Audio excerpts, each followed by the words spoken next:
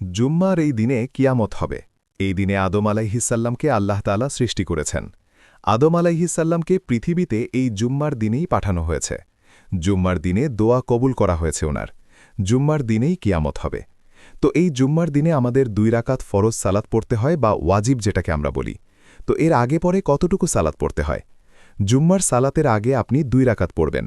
মসজিদে ঢুকেই 2 রাকাত পড়তে হয়, এটা পড়বেন। ওইটা পড়ে যদি আরও সময় পান আপনি আরও পড়বেন।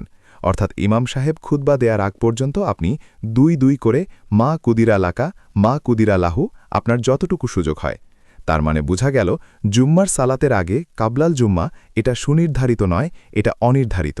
2 করে যত দূর পড়া যায়। আচ্ছা, আর বাদাল জুম্মার ক্ষেত্রে সহি সুন্নায় যেটা এসেছে 4 রাকাত। বাদাল জুম্মা আপনি পড়বেন 4 রাকাত যদি মসজিদে পড়েন, আর যদি ঘরে গিয়ে পড়েন তাহলে 2 রাকাত। আল্লাহ রাসূল সাল্লাল্লাহু আলাইহি ওয়াসাল্লাম মসজিদে নববীতে যখন বাদাল জুম্মা পড়তেন তিনি 4 রাকাত পড়তেন, ঘরে গিয়ে পড়লে 2 রাকাত। ভিডিওটি ভালো লেগে থাকলে প্রিয়জনের কাছে শেয়ার করুন।